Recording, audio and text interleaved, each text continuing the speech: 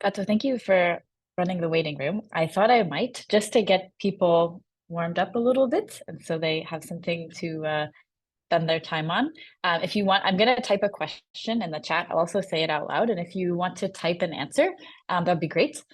You can see that the topic today is protein engineering. So I was curious if people could maybe can you define what a protein is? Maybe thinking about the previous lecture when we talked about the four different or like the different types of biomolecules. I'll type it in the chat. What is a protein? Or you can give an example of a protein.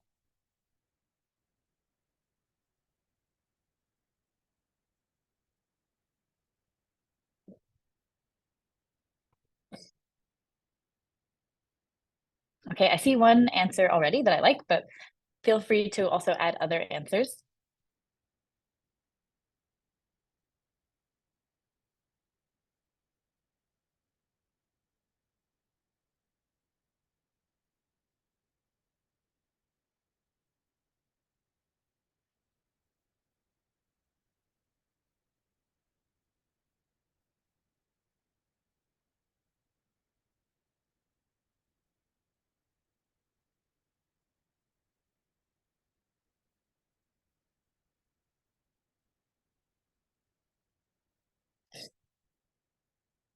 Amazing. Okay, so we're getting a few more. Then we'll put mostly poultry, maybe. Amino acid polymer, like insulin. Yes, a combination of amino acids joined together by different types of bonds. A polymer of individual monomers called amino acids. Eggs, keratin is a protein, most enzymes, large molecule. Yes, yes, yes, yes. Okay, awesome. So I'm just going to, welcome everybody who's joining. We're just discussing a little bit to get started. We'll go over this again, but I think something that's coming up a lot is the idea of like a chain of these molecules, a chain of monomers together, like a repeated unit. A lot of people are mentioning amino acids, which is correct. Those are the names of the subunits of proteins. There are only 20 of them, which is kind of amazing when you think about how many types of proteins there are. So it's relatively simple. It's a small alphabet you could think of 20 letters, but there's lots of things that you can make. Someone mentioned different types of bonds. Actually, it's the same bond every time, which is sort of cool. Maybe what makes the proteins different is the way that this polymer is folded. And I saw lots of nice examples of proteins, which I think really highlight how different they are. So like pepsin is an example. Enzyme, where enzyme is usually a word we use to describe a protein that does some type of chemical reaction. Keratin is another one that I know about and is also good. It's kind of a structural protein. It's in our hair and our fingernails to make them strong. Someone said albumin, which is also a protein that's really common if you work in biotech. I think it's you can find it in eggs, but it's just a really nice protein because it's like a little bit sticky. So people like to coat surfaces with albumin to stop non-specific binding. What else? Other people mentioned like eggs and protein, or sorry, eggs and like meats, because I feel like in like common language, when you're like maybe talking to your friends or your family, if you talk about proteins, maybe you're talking about eating proteins or like recovering after exercise. And it's true, there are there are things like eggs, which are full of proteins because it's for an embryo. And then also there are I guess mussels tend to be full of proteins, and so if you're eating animals, you're eating like the proteins that are in their body. Yeah, thank you guys so much for engaging. Okay, let's see. I want to use this. Myosin and actin. These are also two good proteins that someone added. So myosin is like a muscle protein, and then actin is what's called a cytoskeletal protein, which just means it's for the cell's skeleton.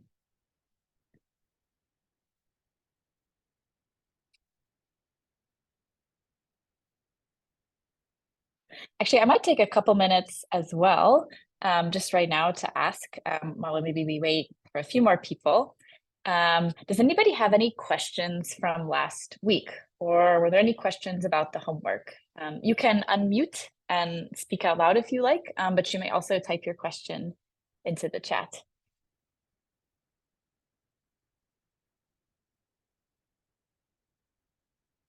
Yeah, it could be anything that you thought was maybe confusing or maybe like something else you were wondering about.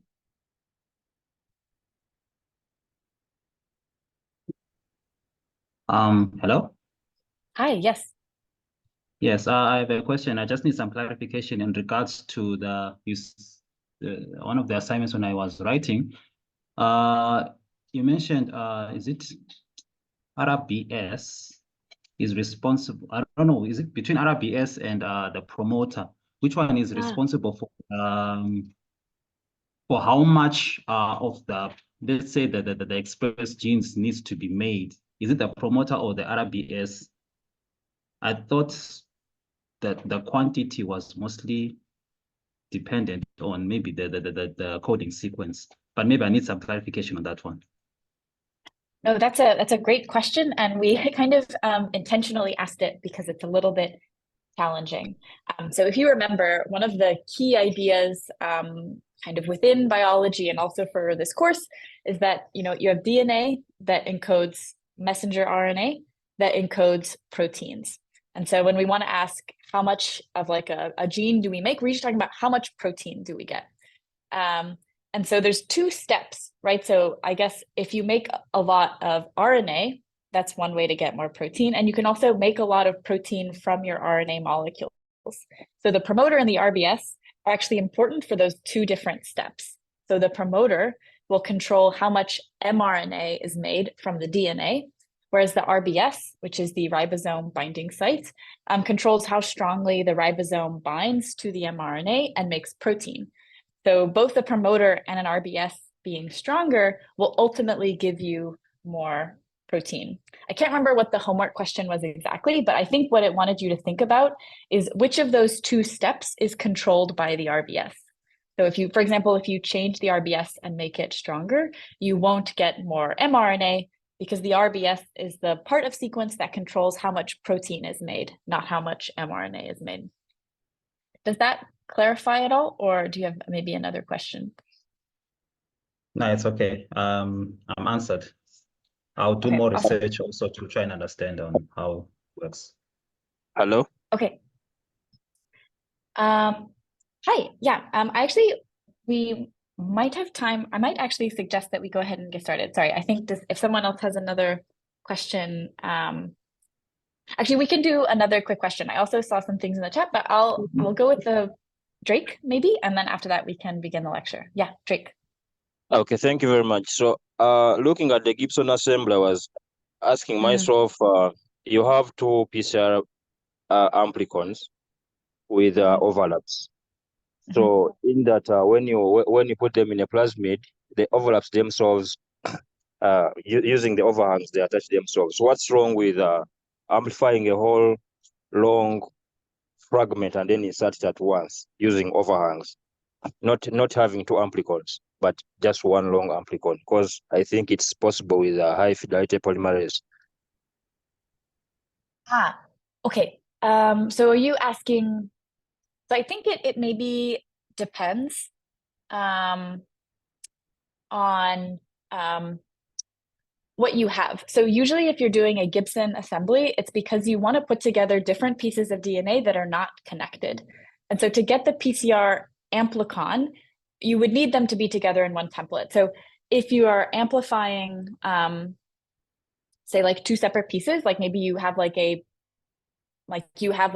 drug resistance marker and the gene you want to express, and you want to put them together on the same plasmid. If they're not on the same plasmid, there's no PCR that you can do that would make them one amplicon. So you can only sort of amplify existing pieces of DNA. So adding the overhangs allows you to put them together. Although sometimes people do take a long thing maybe and break it up into smaller amplicons, which I don't know exactly what the example was. But as you say, then you're limited by the fidelity of the PCR, because often the enzymes we're using to amplify the DNA have some error rate. So people sometimes prefer not to do really, really big pieces, but usually if you're doing a multi-part assembly, it's because they don't exist joined together, so it's not possible to amplify them as one piece.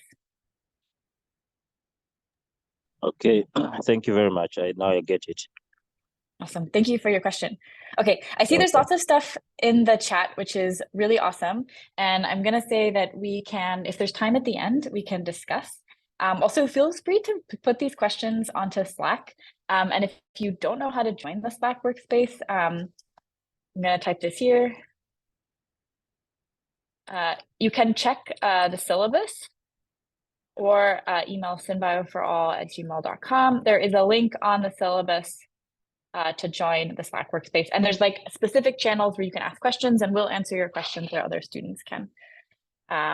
And it's really awesome to see people answering each other's questions. I think that's something really cool about taking this class with other people is that you actually learn by answering each other's questions and asking questions. So it's really awesome that you're engaging.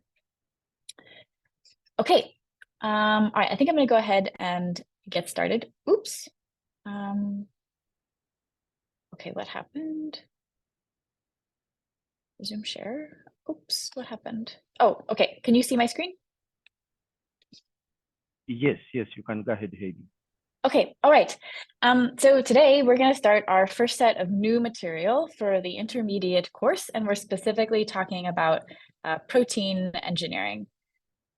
And so what we're going to discuss in this lecture includes basically first the question, why would you want to engineer a protein? And something that I want to, I guess, really emphasize is that there's so many different types of proteins you can engineer that there's going to be a lot of material that maybe you don't need to learn it all, but you just kind of feel inspired by, these are all the things that I might engineer. And then we'll talk a little bit about the methods to engineer proteins. And there's sort of an interesting philosophical question there, which is related to how much we know about the protein. And basically the answer is going to be, the better we understand the protein in terms of the sequence that it has and the way that it folds, and then the way that its shape controls its function, it's going to be much easier to build a new protein. But there are a lot of proteins where we don't have a lot of information. And so then we have to have kind of more clever techniques in order to engineer them. Okay, so I'll start with this first question, which is why engineer proteins?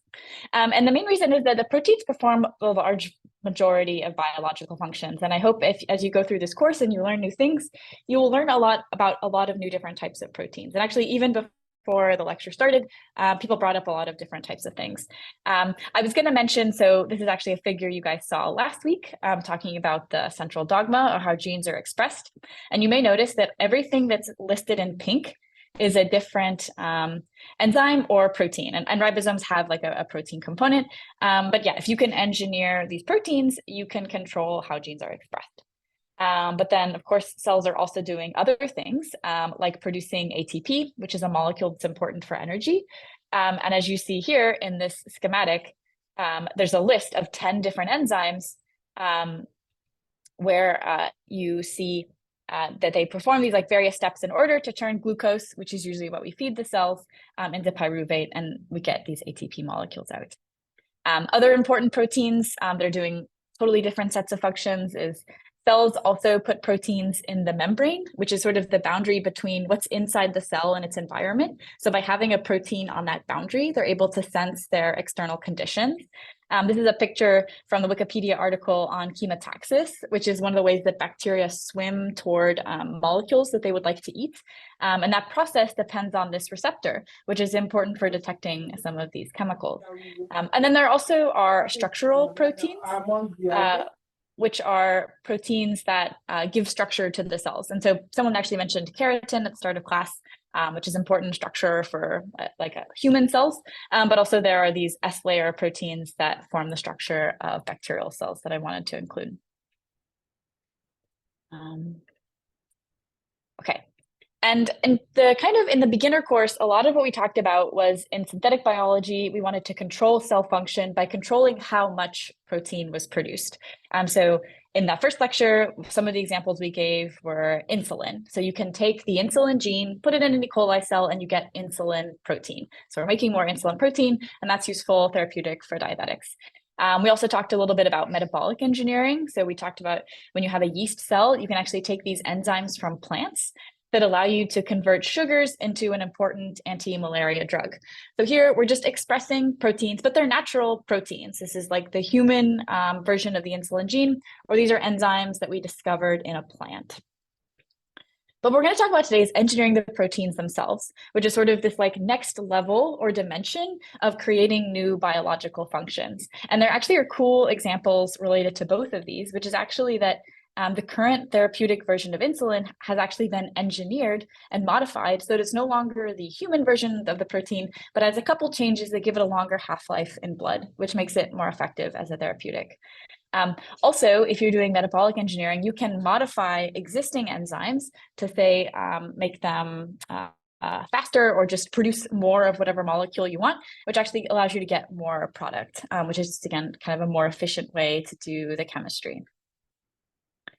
Okay, so that's sort of why we might be interested in engineering proteins. And I'm going to go through a list of some of the commonly engineered proteins just to give you a sense of kind of all of the amazing things we can do that will change the way that cells function.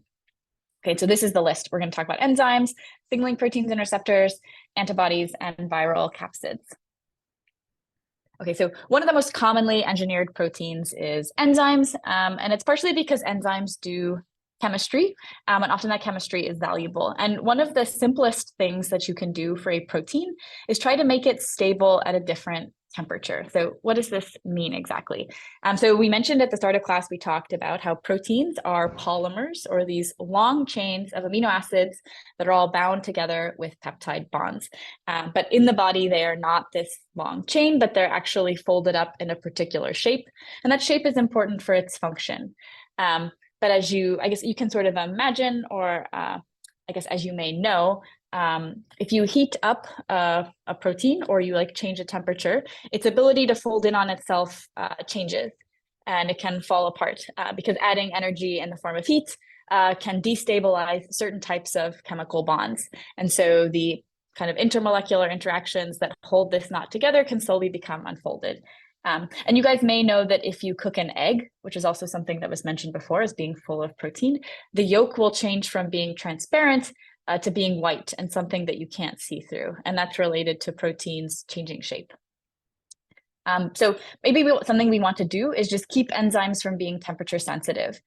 So you guys may or may not know, but some of our laundry detergents actually have enzymes in them that break down proteins, which make them better at removing stains or just taking out the molecules that make clothes smelly. But the problem is that often if you have a laundry machine, it runs at a much higher temperature than that enzyme is used to running at. So some of the very early enzyme engineering just focused on taking this bacterial protease, so an enzyme to cut up proteins, and allow it to maintain its shape and still function at high temperatures. So they could put it in laundry detergents.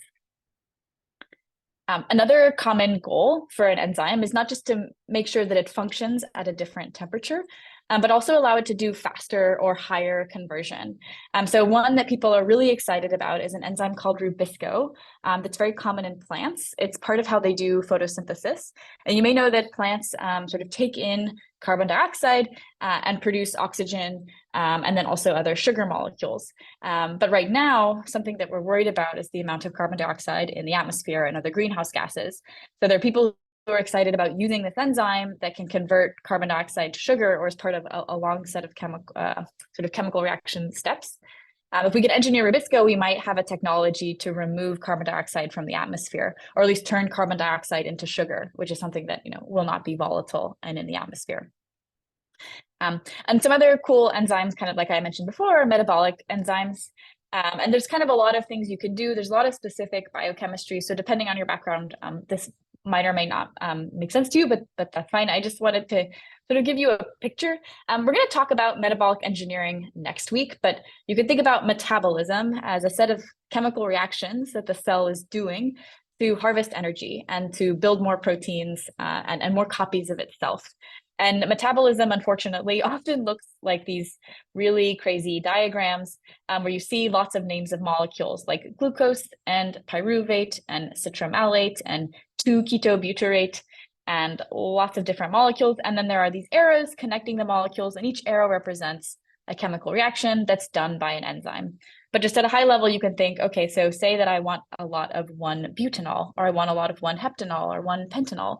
If I could control what these enzymes do, I can sort of direct this glucose into becoming different types of molecules. Because again, glucose has carbons, hydrogens, and oxygens, which are the same atoms that are in here. So we're just using the cell to rearrange those atoms. Okay, great. Someone, oh yeah, someone had a question about what's the difference between metabolic engineering and protein engineering. It looks like it's been answered. Yeah, so basically kind of like the name suggests, it's what are you engineering? So metabolic engineering is thinking about engineering metabolism. We're just talking about engineering proteins. And here the proteins are these arrows. And so this is just I like this figure from a paper that showed like you can change which substrate or which molecule an enzyme binds to. You can make it slightly bigger so that a larger molecule will fit inside the enzyme. And these can change the chemistry that you do. The last thing that I wanted to highlight, because I think this is pretty exciting and is actually related to a recent Nobel Prize in chemistry that was given to the discoverers of, or like the developers of directed evolution, because they wanted to use enzymes to do chemistry that doesn't even happen in biology. So one of the things they're interested in is bonding things with silicon, because silicon has similar properties to carbon in terms of the number of electrons that are available. But this is actually a paper that came out like just a couple months ago, where they're still working on doing different things. So there were examples showing, so each of these are enzymes, these like globular ribbon type structures. This is one way of showing kind of the way that long chain of amino acids folds up. And they're able to take this molecule and bond oxygen to silicon, or bond this other molecule to silicon. And then there was a recent paper where they're bonding something else to silicon, which when I think of silicon, I normally think of computers. I don't think of biological materials. So I think this is a pretty exciting example of, things that doesn't normally happen in cells. We can still use proteins to do them. Okay, so moving on from enzymes, another set of commonly engineered proteins are signaling proteins and receptors. So these are proteins that the cell uses to get information from its environment, or to send signals to other cells. And so these are some that I think if you were to maybe go work in a lab that's doing protein engineering, probably they'd be working on these things. Actually, in the lab that I work in, there are people who are interested in what are called CAR T cells. And that's a way to engineer a receptor on an immune cell. So you can basically give the immune cell the ability to recognize cancer. So probably not many of you have taken a course in immunology. I actually haven't either, but I know based on sort of going to talks that there are types of immune cells called T cells that are important for sort of discovering where the cancer is in your body and then trying to kill it. And if you can engineer a synthetic receptor, so this is a protein that will be on the surface of the T cell, it will go to and recognize the tumor cell. And its structure is actually pretty simple. So here we have the membrane, and this protein is kind of sticking outside the cell. So it has a part outside the cell that will stick to the tumor, and then a part inside the cell that's important for activating the T cell and allowing it to kill the tumor. There's also another set of receptors that are very important. They're called GPCRs. You could look up more about them later if you're interested, but they often respond to small molecules. So these are important in neuroscience because people have engineered. So it's a slightly different diagram, but we have this sort of squiggly line, which is our protein. It's embedded in the cell membrane. So there are parts that are outside the cell and parts that are inside the cell. And they can, by engineering this orange protein, so here the asterisks are supposed to symbolize a change that's been made in the amino acid sequence. And now this receptor no longer is activated by a neurotransmitter, which would be the normal biological process that you want your cell to maybe sense the presence of dopamine and serotonin, but you can actually control it by a designer drug. And by doing this, they are able to, maybe in a lab with some engineered cells or in a mouse, use these drugs to control which neurons are activated and then study the brain. But in both of these, what you're basically doing is reprogramming the way that a cell responds to its environment by engineering the protein that it uses to do that. This is another quick example that you can also engineer signaling proteins. This is like a cartoon showing different growth factors. I just wanted to include this here in case you want to look at the slides later, but you can also engineer proteins so that they bind to these receptors that are on the cell surface and control activation. Another really commonly engineered protein is antibodies, and it's sort of related to this other thing that I mentioned about the CAR T cells. Anything that you can do to control your immune response is really, really important for medical applications. So this is a quick screenshot from a paper, or like a little summary that was put together by this different group. But you can see here, like the usual structure of an antibody is this Y-shaped thing, where it has kind of a handle at the bottom of the Y. This is what the immune system uses to recognize this protein. And then the yellow bits are the part that sticks to whatever it's trying to sense. So there's a whole lot of different ways to engineer these proteins that will stick to basically any protein you want. You can get an antibody against it. Okay. And the last one I wanted to mention are viral capsids. So you may also know that viruses, so they're not cells, they're sort of a different type of biological entity. And they do have either like DNA or RNA that encodes their proteins, and they package that nucleic acid in some kind of protein cage.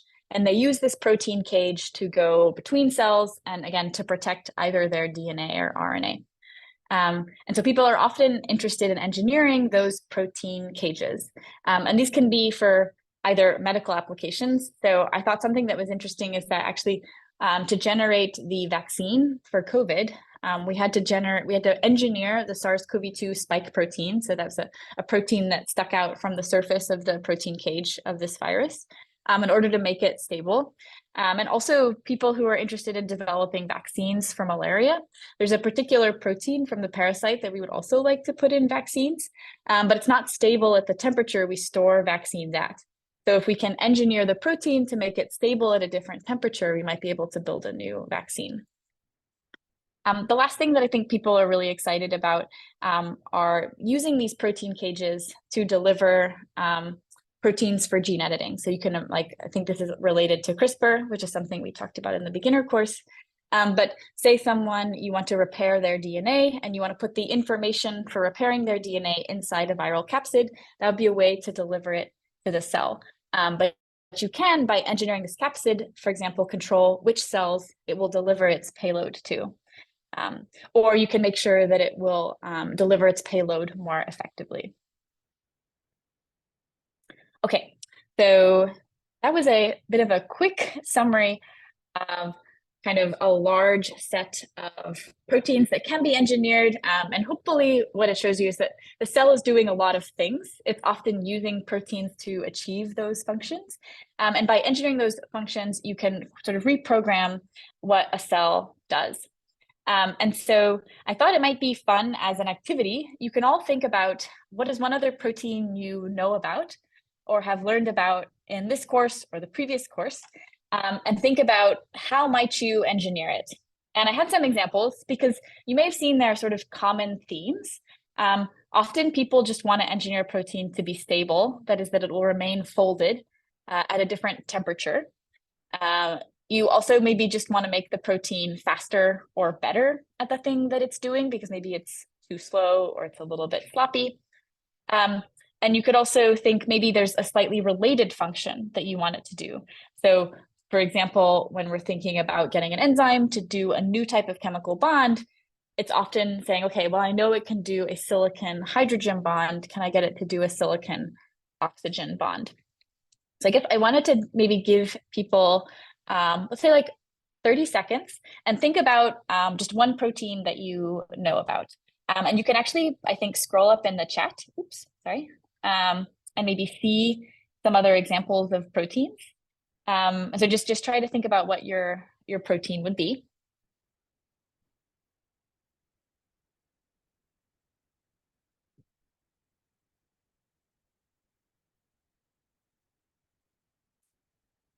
Okay, and then maybe think about how you would engineer it. And I was actually going to ask if some people might be brave and just give like the name of the protein that you're thinking about, and then like a way that you might want to change it. So I'm going to put, so one protein that I was thinking about is actin, which is a cytoskeleton protein. And I would like to engineer it to, what would I like to do? I guess I would like to engineer it to make cells different shapes, because usually they're kind of circular or they're kind of star-shaped. If I could engineer the cytoskeleton to like have a different form, maybe I could make cells different shapes.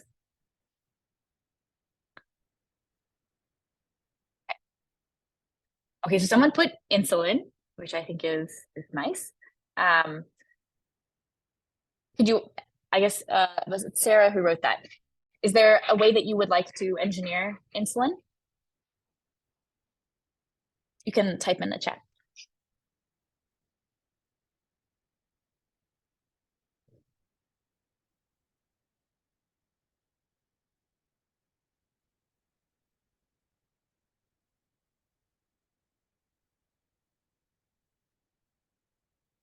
Okay, nice. I see something about a protein that you could use as a target of a malaria vaccine. I think that's a great example. Oh, someone put, let's see, engineering dystrophin related to muscular dystrophy. Yeah, I think this is great. Actually, I was going to say really quickly, so someone also put hemoglobin. Hemoglobin and this dystrophin gene are kind of rare examples of diseases that are run by a single gene. So for example, oh, yes. Sorry, was there a question?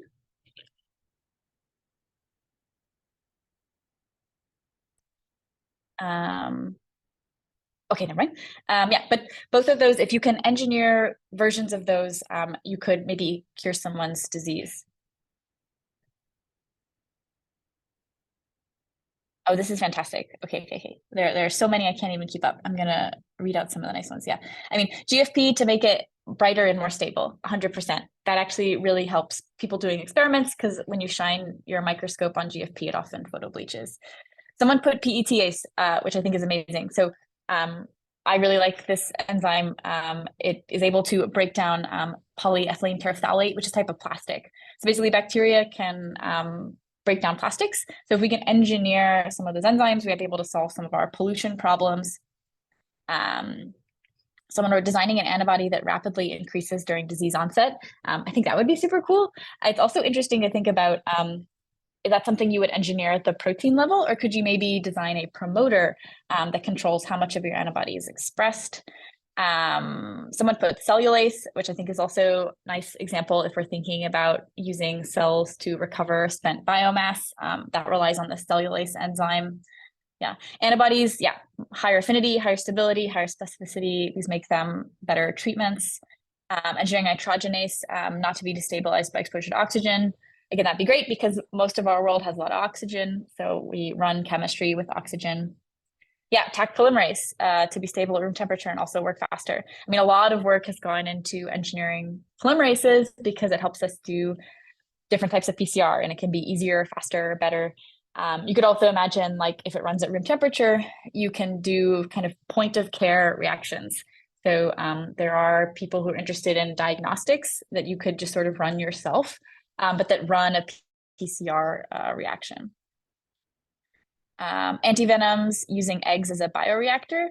That would be interesting because this sort of points out like protein engineering might be like a solution to a problem that doesn't sound like a protein engineering problem. Like I'm thinking of like if you want to express a protein in a different type of cell, it might not fold as well. So you might actually have to do some protein engineering to move, you know, your enzyme from its native context to the synthetic one. Okay, someone else mentioned PATase, keratin resilient to breakage. I think that would be cool. If I could just have very, very long and beautiful hair, I would enjoy that a lot.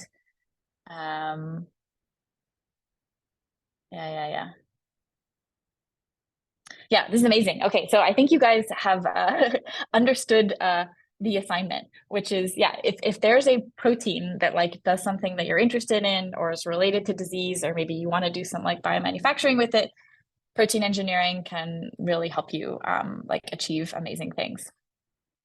Okay, this is awesome. Sorry, I guess we will probably keep going. I don't have time to go through all of them, but this is really awesome. I really appreciate your creativity. This is like super fun to read these things. And actually, I'm going to scroll up in the chat because there was a great question right before we started the activity. Let me see. I think it's from Abhijit, which says, how do you engineer when you know that refolding is important to its function, which is like 100% the problem? So far, what I've told you is that we want to engineer proteins to do new things.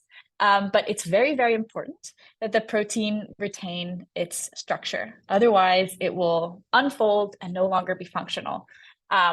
So all of the methods we use are dealing with this problem of how do we change sequences without breaking our proteins.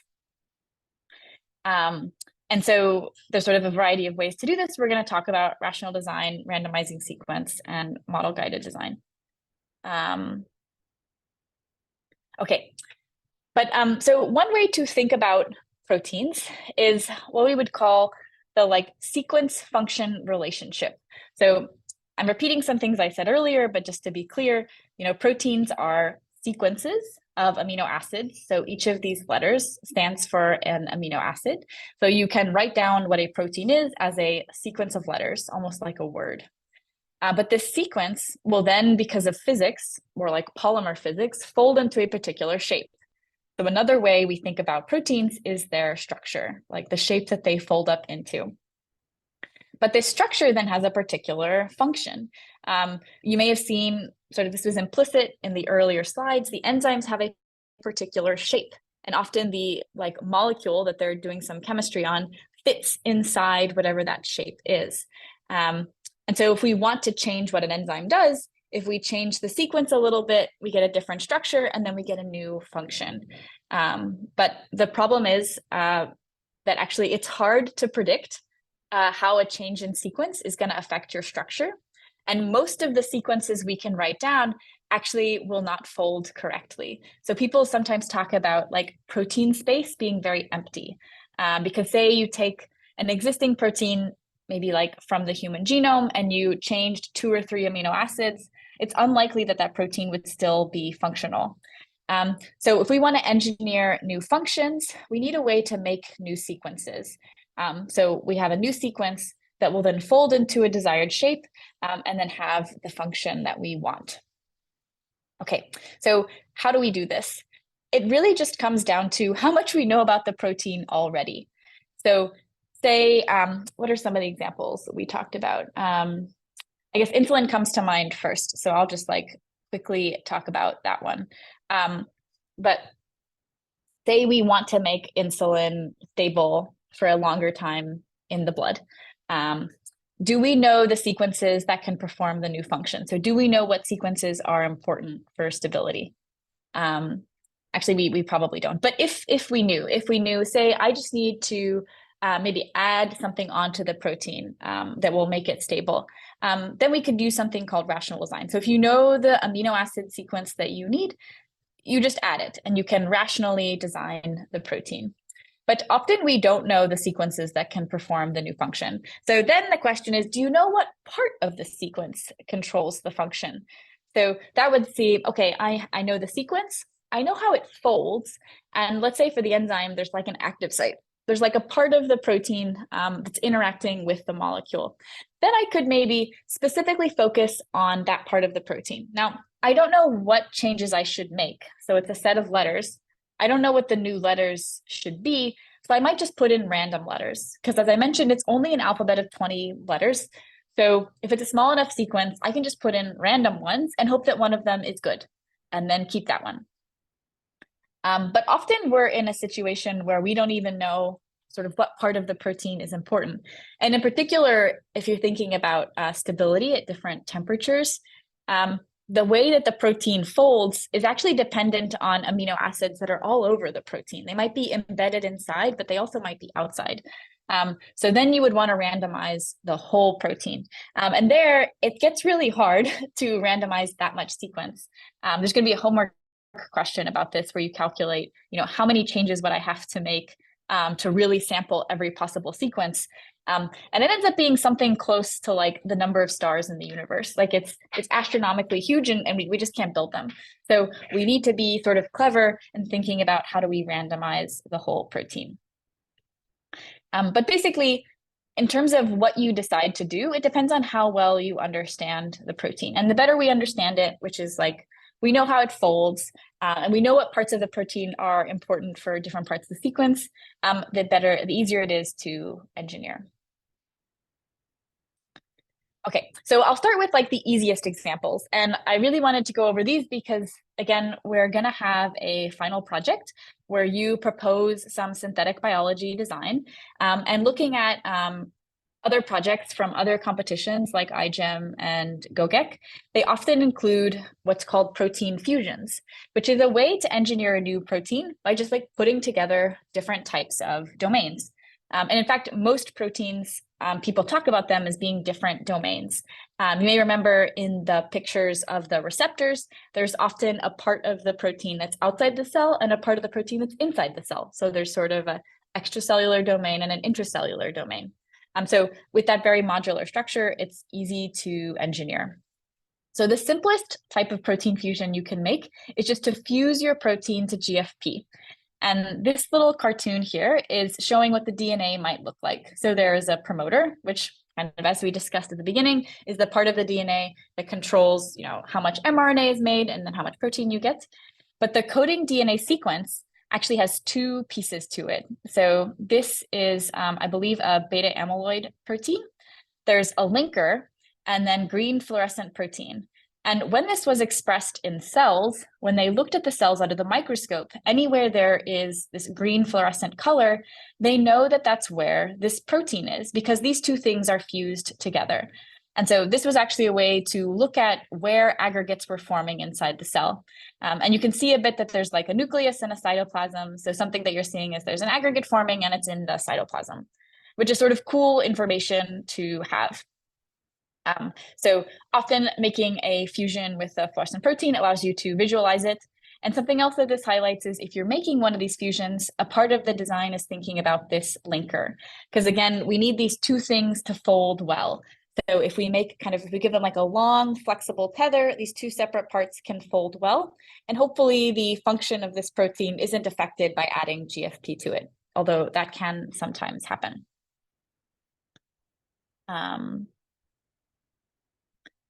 Okay, and then, besides GFP, there are other types of domains, which is the way people talk about like a subset of a protein sequence that has like a well-known function. You can fuse these to proteins to rationally perturb their function. So there are so-called localization signals that if you add them to your protein, will send it to a particular location. So you can localize something to the nucleus, for example, or you can localize something to the cell membrane, say if you wanted to engineer a receptor. There are also domains that you can add to your protein to make it bind to DNA. So say you want to engineer something related to gene expression, you need a way to bring it to a specific location on the DNA. There also are reporter proteins. This is basically what we talked about.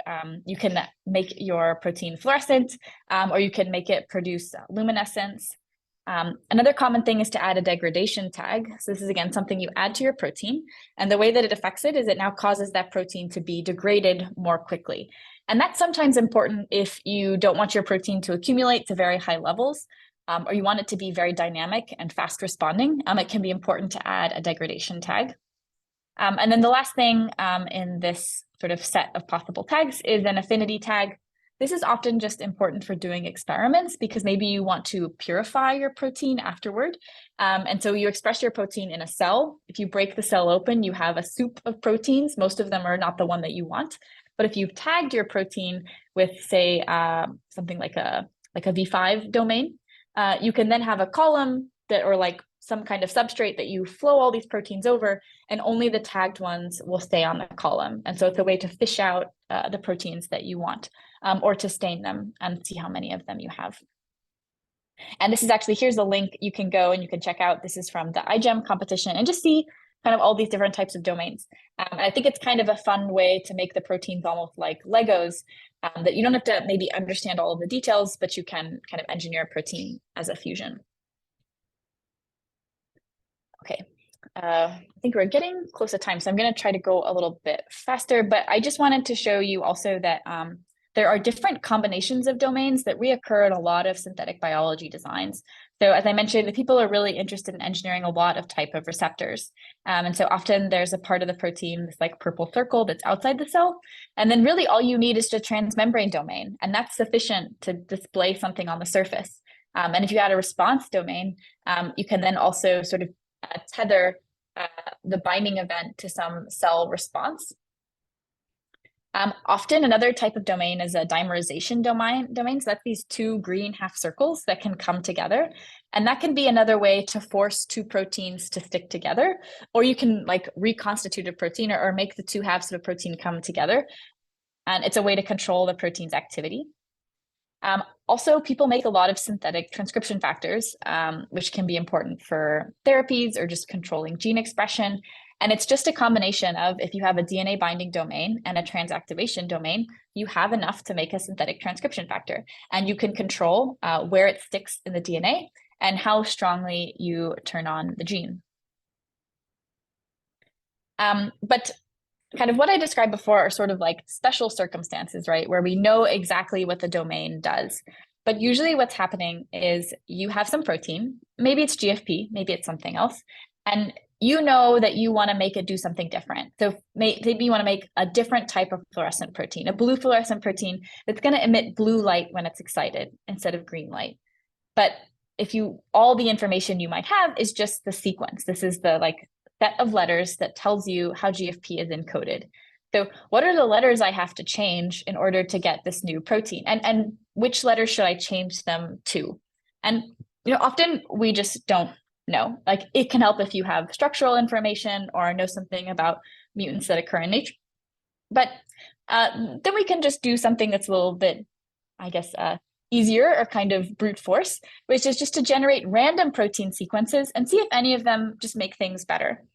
And I think there's sort of two ways people do this. One is to just change single amino acids, sort of one at a time, because a single amino acid change can be really powerful to change the function of the cell, or sorry, to change the function of the protein. And you can also take these domains, because we know that proteins kind of essentially function as like a set of domains of different function that are like put together, and we can randomize and shuffle those domains. And often shuffling domains is a way to preserve this structure that we know is so important for their function. Okay, so some common techniques you might read about or hear about are, one is called site saturation mutagenesis. So here the idea is you have a wild type sequence. So this is sort of a cute, funny example from Wikipedia, but you can imagine like have a protein that has 1, 2, 3, 4, 5, 6, 7, 8, 9, 10, 11, it has 10 amino acids and then a stop codon, which is this symbol here. And then you could pick a particular location. So here, this I amino acid, I think that's isoleucine, and change it to every other possible amino acid, right? So there's 19 other options. So you would generate 19 mutated proteins and ask, okay, do any of these 19 mutants do better at the thing that I want?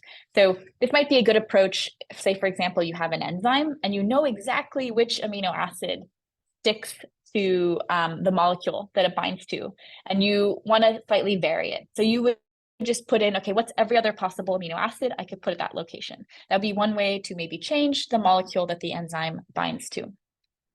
And just to explain the name a little bit, so site, I think, refers to like a specific site in the protein, and saturation is that you're saturating it, you're using every possible option. And mutagenesis is another way of saying just changing the sequence, like mutating it and putting in different options. Another thing you can do, which is even more random, is to do something called error-prone PCR, which is sort of interesting because we were talking before a little bit before we started the lecture about trying to make PCR higher fidelity, but you can do things to make your PCR worse, so that as the polymerase is, generating these new copies of your DNA molecule, with some frequency, it makes a mistake.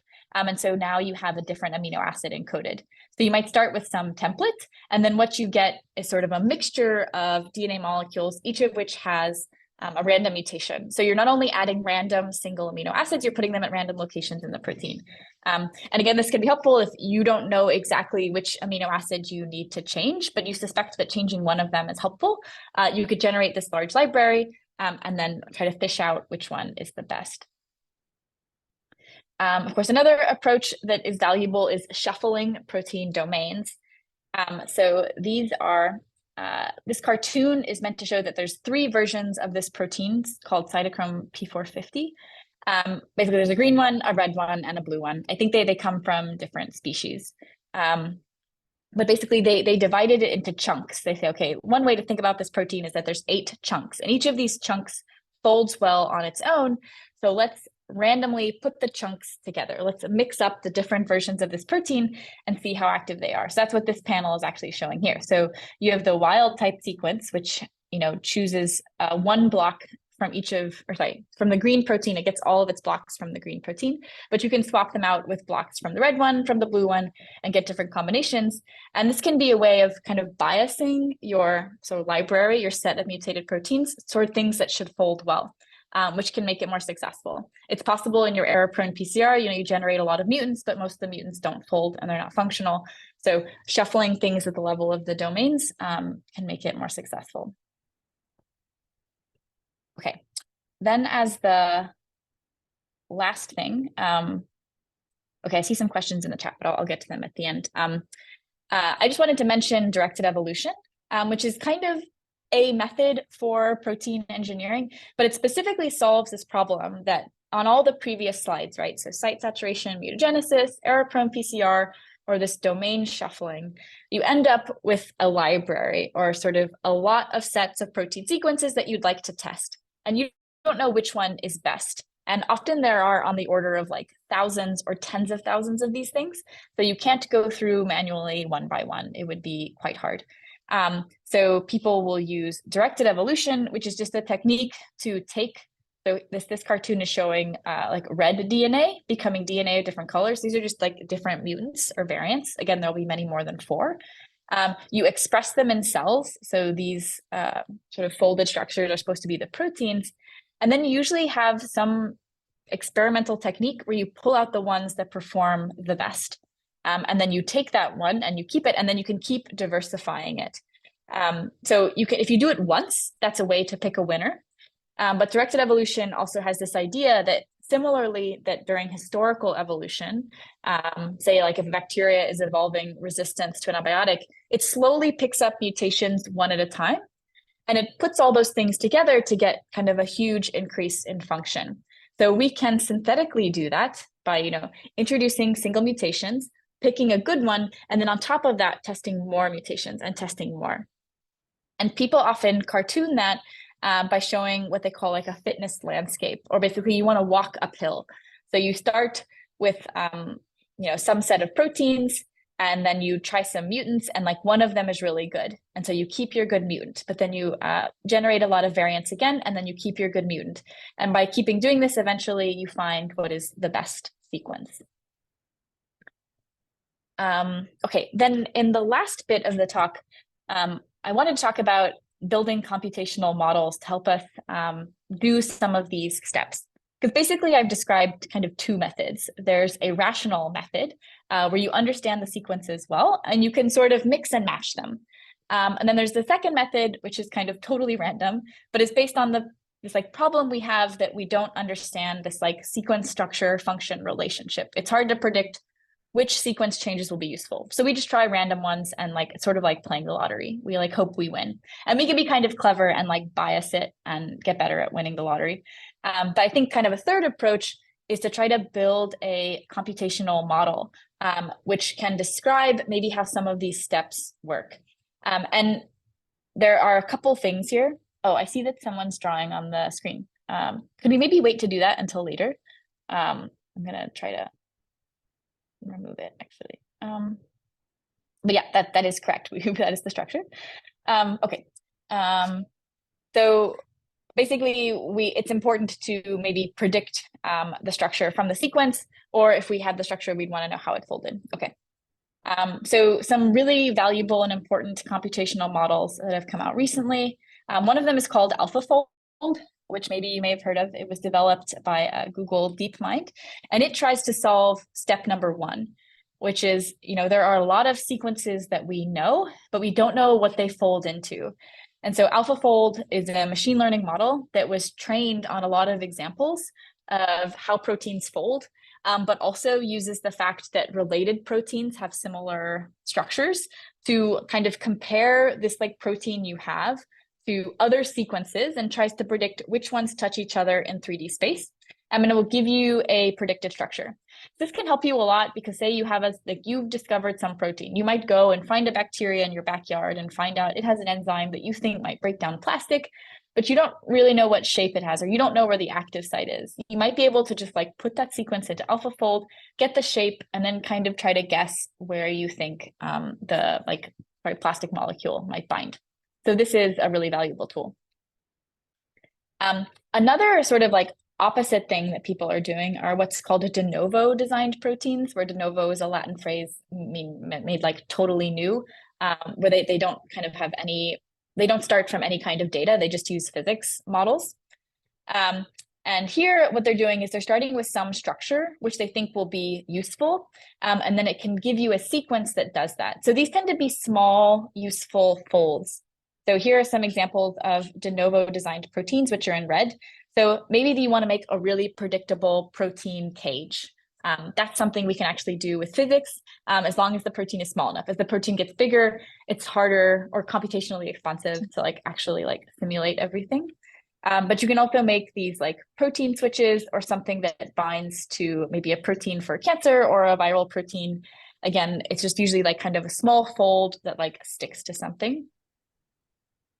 And then the last one is that just machine learning methods in general are very flexible for learning what I would call an input-output function. So we could actually skip some of this, information about structure and just learn from data what sequences are important for what functions. So this is actually a figure from a recent paper talking about using machine learning to predict which sequences you should generate in your library for directed evolution, just because it predicts, okay, I think if I change this sequence, it will be important for this function, given that it has some example sequences. So this is supposed to be a cartoon of one of these fitness landscapes where maybe we want to go to the peak here, which is this small circle. And so you could generate sort of a random library, train your model, and then the model would be able to tell you, this is the part of protein sequence space, or these are the proteins that you should use to try to get your engineered function. Okay, so that kind of wraps up the computational models and how those are helpful, but I wanted to just summarize some key takeaways, and then, oh yeah, I see some questions in the chat, so we can definitely go through those. So just kind of where we started, engineering proteins provides control of a lot of types of cellular processes just because there are so many proteins out there. So this includes things like cell communication, gene expression, or even things as important as the immune response. And proteins are easier to engineer when we understand how the amino acid sequence is related to its function, which often means that we understand how it folds, but not necessarily. And so there's a lot of cool protein engineering you can do now. You can, for example, fuse a nuclear localization sequence to GFP and engineer a cell where the nucleus glows green. That will just work. But then there's harder stuff, which is I would like to engineer an enzyme that breaks down a very particular plastic. That might be kind of harder to do, particularly if that enzyme doesn't exist yet, or a similar enzyme doesn't exist. And sort of some of what we do to overcome what we don't know about proteins is generating random sequences and then trying to use something like directed evolution to find out which random sequence works well. Or we can use computers and data to build models that help us predict what kinds of sequences or what kinds of structures will be useful. Okay, and I think that's the last slide. Okay, so that sort of was the summary. Okay, then, so I was going to look at some of the questions in the chat with the time that we have left. Let's see. Oh, actually, yeah, I see someone with a raised well, let me just look at these. Okay, so people are assuming you want to synthesize GFP in such a way they give it a different fluorescent light by altering the S6s. Elaborate on how this approach can be achieved. I would like to know how these sequences are visualized to aid manipulation. Okay, so like how, I think this person is basically asking sort of what I talked about, like how would I make GFP emit a different light? And basically you can use a lot of the methods described here. I think, again, you could do this domain shuffling because probably just by like putting in different versions of fluorescent proteins from nature, you could get a new sequence, but also this like error-prone PCR might be a good way because maybe you just need to change the position of a couple of amino acids in order to change what kind of light would be emitted. You also asked, how are these sequences visualized? And I think actually, I can go backward. I like this picture quite a lot, where I think these are the two most common ways to look at proteins, which is either as like a list of letters or as this like folded thing.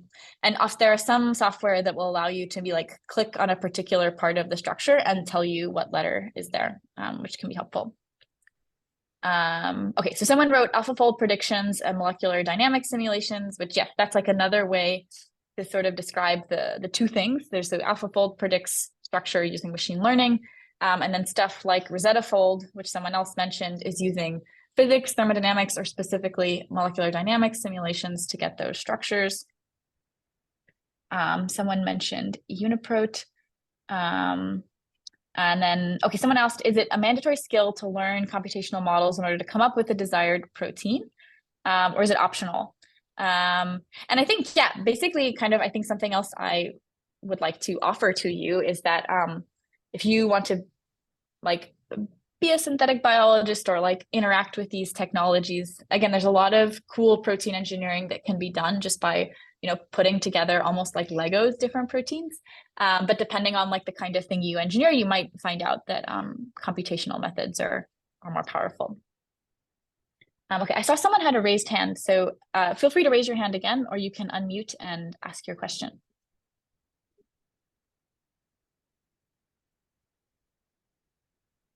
Hi. Oh, hi. Yeah, Comfort. Thank you so much. It was a very exciting presentation, very electric, and thanks for that. So about the fusion proteins, the linker sequence, the linker amino acid sequence, how do you, are there like standard sequences that you would consider, or it is something you just have to figure out? Oh man, great question. So there actually are some standard sequences. The ones that we use in the lab are a combination of glycine and serine. And I think the idea is that they're sort of small and that they will not fold and have any structure. And often what people will do is they'll take a particular structure, so GSS, so I think 1 G and 3 S's, and they'll do 1 repeat of that, 2 repeats of that, 3 repeats of that, and you'll just sort of empirically check how long it needs to be. And I think there are other linker sequences out there, so you can take advantage of what other people have found. Thank you. Yeah. Any other questions? Maybe. Hi. Oh, sorry. Maybe Abhijit, do you want to go first? Yeah. Hi. So very exciting presentation. So I had only one question. So you had said about directed evolution, as in you make a new protein sequence and then you insert it into a bacteria, let it grow, check if mutations are happening. So won't it like already like happen in nature, and shouldn't that lead to better functionality of the protein? Because as long as what we are extra adding is just the new protein sequence, but it is already there in the native form, right? So won't that already happen? Won't that increase the fit? Yeah, I love this question as well. Because I might have misunderstood, but the way that I might rephrase it is like evolution is like optimizing proteins all the time. Why would we need to engineer a protein? Or like, why isn't the protein, like, why aren't all wild type sequences like perfect already? Yep, exactly. Yeah.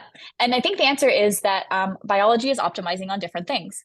So I want to, like this is sort of maybe a silly example, but like I really love the story of using yeast to produce a drug. So no yeast is going to spontaneously evolve to produce a drug that's useful for treating a human disease. So a lot of directed evolution is actually about thinking, okay, how do I generate a selection experiment that drives the cell to make the thing that I want? So kind of the short answer is that biology has optimized a lot of things, but it's often has a very different objective than the one we have. And it has this like very boring objective, which is to grow and divide as fast as possible, which, you know, is often far away from what we want to do. Yeah, understood. Thank you. Yeah. I think someone else. Yeah, please. Hello. Hi, yeah. Yeah, thank you very much. I wanted to ask, I am a research fellow at Nigerian Institute of Medical Research, and we're working on expressing a protein that was synthesized chemically. So what we did was link 3 RBDs together with a linker, like AAEEK linker, right? Okay. And then we're trying to express it now. So we're kind of having issues with the expression. We're not really getting the bands that we're expecting. So I don't know if you can give any advice on that. And, you know, also the Western blot process is also giving us some tough time as well. Oh, wow. Okay. Okay, so you have made a fusion of 3 things together. And okay, I guess, and okay, so you have the Western blot will stain for the presence of the protein because it has some domain that the antibody recognizes. So you have an antibody to the Yes, RBD. the int tag. Okay, great. Okay, and so the Western shows nothing. There's nothing expressed. Yes. Okay, and then well, this might be maybe a harder question we could answer over email, but my hypothesis is, I mean, often if we have a problem expressing something in our cells, and we primarily work in yeast, so maybe you're working in like a mammalian cell type where it's more complicated, is we think that the protein is toxic to the cell. And there's a lot of reasons it like can be toxic. So probably you've already done this, but something we talked about in the beginning course is like codon optimization. Different cell types have different frequencies of codons. So if you're sucking up kind of a valuable amino acid that it needs for other proteins, that'll make the cells grow and divide more slowly. So I would think another important question is like when you're trying to express it, do the cells grow slowly or do they grow quickly? Because if they're growing slowly, maybe it's trying to express the protein, but it's like making it a little bit sick, in which case I would try to express a different protein and see if it works. If the cells are growing well and there's no protein expressed, then I would think there's something wrong with the DNA. So maybe I would check for like qPCR, or I would try to sequence the DNA that you put in and make sure that it's still there. Something that our yeast can do as well is they'll just like mutate the DNA so that it can't be expressed anymore. And then you also won't see it. But I think your name is Rukayat. Feel free to email SynBio4All@gmail.com. Or actually, no, I'm going to put my email address here and you can, or yeah, just email SynBio4All and I'll see it. Yeah. Okay. So I just wanted to say that. Yeah. Sorry. Okay, maybe I will talk to you more about it, but I wanted to say that we actually codon optimized for E. coli expression. Okay, so, perfect. you know, just to take that part out of it. Yeah. Okay. Thank you so much. Yeah, thank you. Okay. Okay, JX Biotech. I'm actually sorry if I mispronounced the name. Yeah. Am I audible? Yes. Yeah, so I wanted to contribute to the previous question you answered. So if you are not seeing the protein, what you can do is to optimize your expression conditions. So if the protein is being induced with a chemical like beta or IPT gene, if that is the case, then you have to optimize the expression conditions. Probably you could try 37 degrees Celsius for 4 hours, 37 for 16 hours, or 25 for 4 hours and 16. And these conditions are likely to give you a good expressions. Yeah, so just a contribution well, to the thank you for that. We'll keep that in mind. Yeah, I think one thing this highlights is that if you're having problems expressing your protein, there are a lot of possible causes. And yeah, you would need various types of data. And I think also it depends on the design. Like, yeah, I think the clarification that was just provided, or the suggestion, is based on the idea of an inducible system. Of course, not all systems are inducible, but if it is, then there's like a particular set of things you can do. Okay, let's I'm see. still expecting your email, please. Oh, sorry. I'm just going to give the like class email address, and actually no, let me see. Okay, I can just send this is my name, and I am a researcher at Boston University, so this is my work email address. Great, thank you. Yeah, I might not be able to help because I don't work in E. coli, but like happy to discuss. Oh, thanks. And Kato put the course email address, which is really helpful.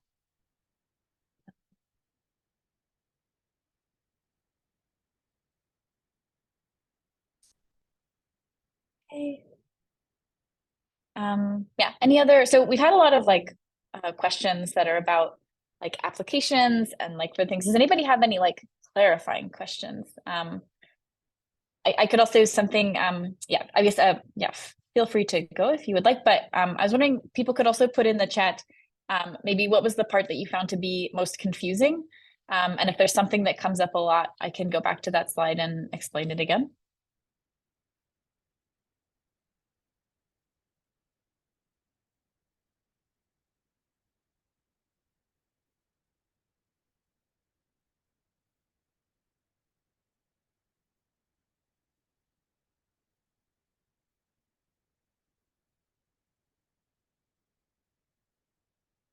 There is a question in the chat, Heidi. Oh, okay, great, yeah. I mean, so I'm going to answer the question in the chat, but again, if there's something that was very confusing, feel free to write about that. But there's a question about, from the genetic point of view, is there a possibility that similar kinds of proteins in different organisms have different functions? Okay, so I think this depends a lot maybe on what you mean by similar, and how much difference is required to make a new function. So for example, there are a lot of highly conserved proteins, like the proteins needed for glycolysis. So the process of breaking down glucose to produce ATP.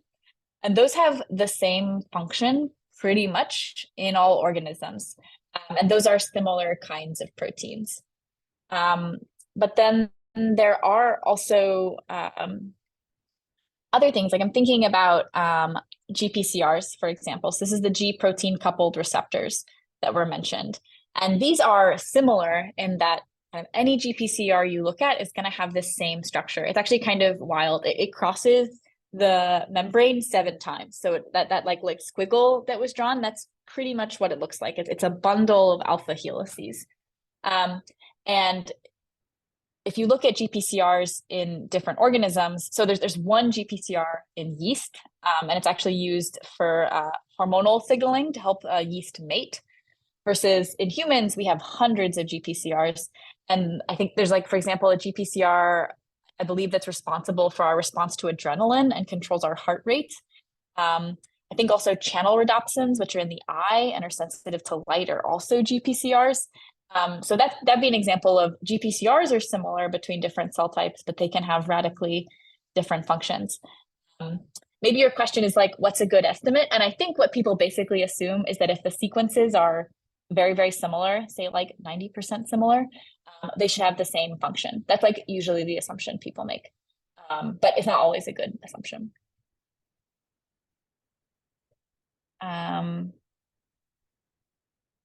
Okay, so Sarah asked a question about sort of clarifying the randomized methods. Actually, Sarah, could you maybe say, is there like something specific that you would like me to talk about more? If you just want to clarify in the chat, I can give a question.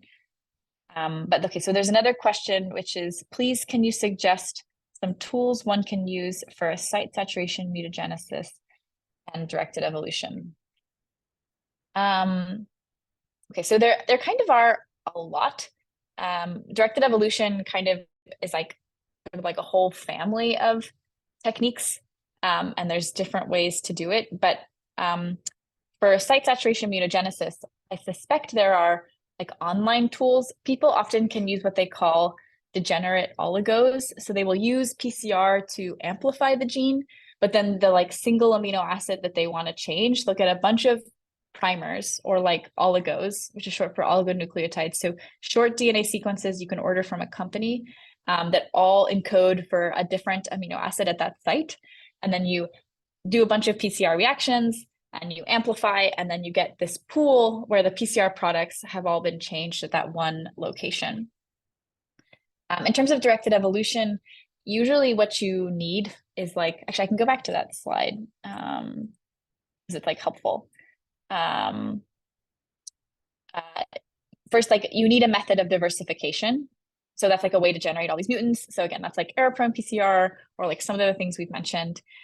You might need a way to get all of those DNA into the cells. So like there was a project in my lab where they had a very, very large library, which is like these set of mutants. So they needed a special way to transform, like, I think it was something like tens of milliliters of cell at a time, which is like quite hard. And then you need some sort of screening.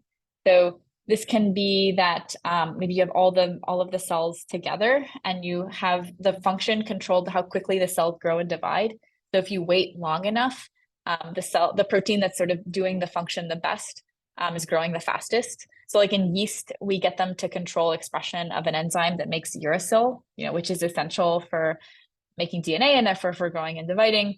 So we can screen for selection that way. You can also develop a screen which maybe changes the color of the well. And so then you can use a plate reader where each well is like a different mutant and then like look for the one that has the darkest color, for example.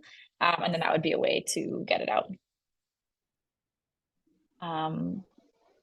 Okay, someone asked, how would you make a protein stable at ambient temperature? And like it depends kind of on the protein, but I think the general idea is that you need to change. So when the protein sequence folds in on itself, there are amino acids that are kind of like far away in terms of like their location on the string, but then close in 3 dimensions. And you need to make those contacts stronger. So you can maybe, for example, replace a van der Waals interaction with like a covalent interaction, for example, because if you get 2 cysteines, which is like a particular type of amino acid, which has this sulfur and hydrogen, you can get a cysteine bond where the sulfurs bond to each other. So I think changing the type of kind of chemical interaction between the amino acids is a way to make stronger bonds that even as the temperature increases and sort of the motion of the molecule, its kinetic energy due to temperature, even if it's like moving more, the bond is still stronger than that motion. Yeah, I think, and then you could run a similar, again, you would need to run an assay where you're sort of checking is the protein function, like functional at ambient temperature. Okay, so then the next question is there a software tool for analyzing NNERs within proteins and proposing solutions? I think if this is related to, I think the answer is probably yes. If you're thinking about maybe like this like shuffling protein domain, this paper actually I think included a software tool that would predict how to like chunk up your protein into blocks and put them together. So there's definitely that kind of tool. Someone asked, is there a way to control protein misfolding? Again, it might depend on what you mean, but I think in general, like if a protein doesn't want to fold in the way that you want, it's hard to make it fold because it just folds based on physics. There are, however, these things called chaperone proteins, which help proteins fold into particular shapes because maybe it has like multiple stable configurations. So it could fold one way or it could fold another. And the chaperone will help it fold correctly. So I think there are approaches where people like overexpress chaperones as a way to make the proteins fold correctly. And actually it's something that our cells express, or like think like bacteria, for example, have like heat shock proteins. These tend to be chaperones that when the temperature goes up, they make more of these things to help their proteins stay folded. Okay, so Sarah asked a great question. So does the randomized method work? Does the randomized method work with a specific probability that is known? And I think it would depend on kind of the thing that you wanted to do. You could calculate some probability. I think in general, if we don't know a lot about the sequence, it can be hard to predict. But I think there are some estimates that, like, given that you change an amino acid, what's the probability that it will like fold and function? And I think it's like pretty low, like maybe something like 10%. But you can check. I think ways to like change the like probability. So actually this paper here that I'm showing where they like shuffled the protein domains, this was based on the idea that the probability of success is related to how well it folds. And so they thought, let's generate a library that is shuffled blocks. And then the number of mutants that fold is just going to be more than if we like randomly changed amino acids. So that was a way to increase the probability. Yeah. So hopefully that answers your question, but I think it would depend a bit on the protein. But you could look at this paper if you're like quite curious and it's like something you know a lot about. And I think they make some calculation and they try to say that these are more likely to fold. Okay, there's another question, which is, what are the uncontrollable variables that affect the probability of success of a method? Which may be kind of related to this other thing we're talking about, like, you know, given that I like want to do one of these randomized methods, how likely is it to work? Here's some of the uncontrolled variables. So I think two of the biggest challenges, I'll talk a bit about directed evolution, which is something that my lab actually does a lot, even though I don't personally do it. And I think for them, the biggest challenge is actually designing this selection method. And this relates to a question that was asked earlier about, you know, isn't evolution optimizing proteins? And it's like, yes, it is. But usually, particularly if we have proteins in cells, what the cells are optimizing is growing and dividing as quickly as possible, because the cell that grows and divides the fastest is going to take over the population and is going to be the one that's the most present. It's going to get more of the resources than the other cell types. So often the problem is that you think you've designed an experiment so that the cells that grow the fastest will be the ones that have the protein that you like the most. But often the cells will find another way to succeed and grow and divide quickly without making the protein that you want. I'm trying to think of an example. Okay, so our lab actually does evolve, not GPCRs, they want to evolve nanobodies or like proteins that'll stick to GPCRs. And the idea is that like it's therapeutically useful to design proteins that stick to GPCRs. And we actually do this by checking, I guess, by selecting for proteins that the GPCR will activate this like enzyme to produce uracil. But the problem is the selection will break if the cells get some mutation such that they just like turn on expression of uracil, even if the GPCR isn't activated. So there's this like supposed to be this like flow of information where the nanobody activates the enzyme, but if the cell figures out a way to just like activate the enzyme, then it doesn't work anymore. And at the end of your selection, you don't actually have the engineered protein that you thought you would have. So I think it's like hard to predict how well your selection is going to work. And that's often the hardest thing.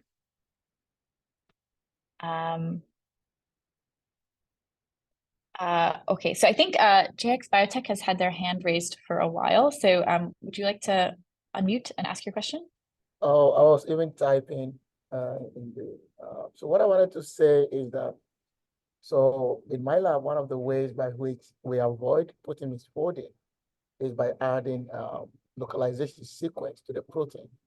And so once they have been translated, it goes right into a particular compartment within the cell where folding is obvious. Thank you. That's quite cool. Are they localizing to the ER? What's the compartment? Do you know? Yeah, so in the case of microbial systems, you can add a sequence that transport a protein to the periplasm in the case of E. coli. And so within the periplasmic space, you have these molecular proteins that act like a chaperone, which helps the protein to be folded. And so, yeah. Yeah, that's awesome. I didn't know about that. That's super cool.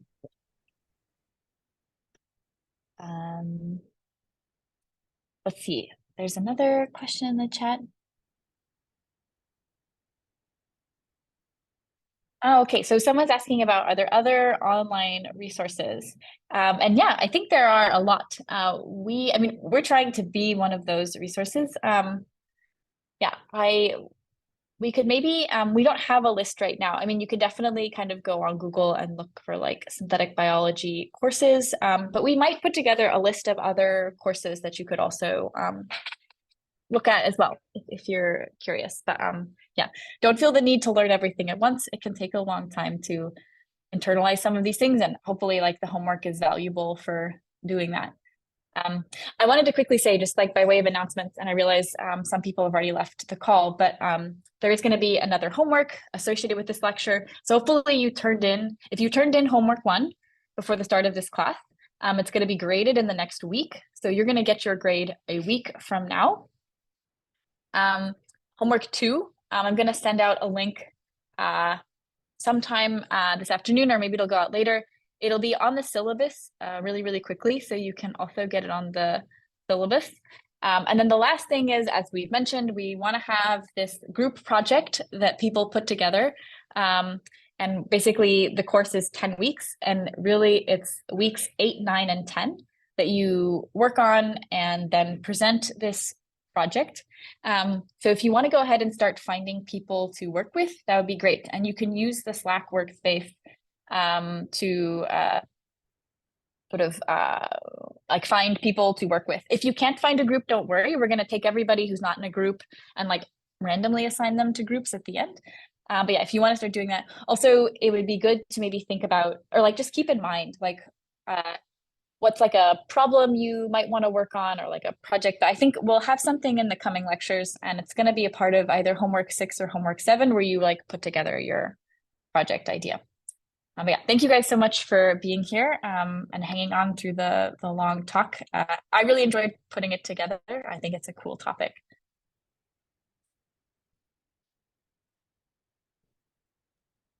Okay, thank you so much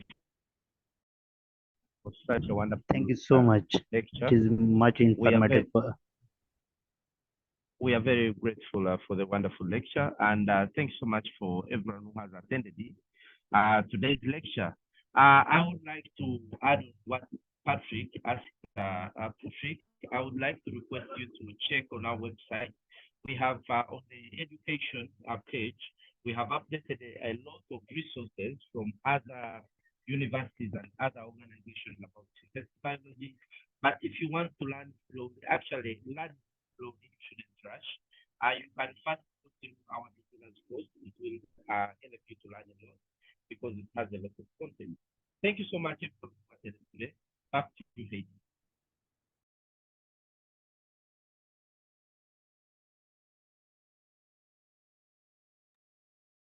Oh, okay. Heidi has decided to end today's lecture. So I wish you the rest of your week. We shall be here next Wednesday the same time for our week 3 lecture. Please ensure to attend, and if you have people who are interested in synthetic biology, you can call them on board to join us and to learn more about synthetic biology. Thank you so much, and have the rest of your week. Let us speak with you. Thank you.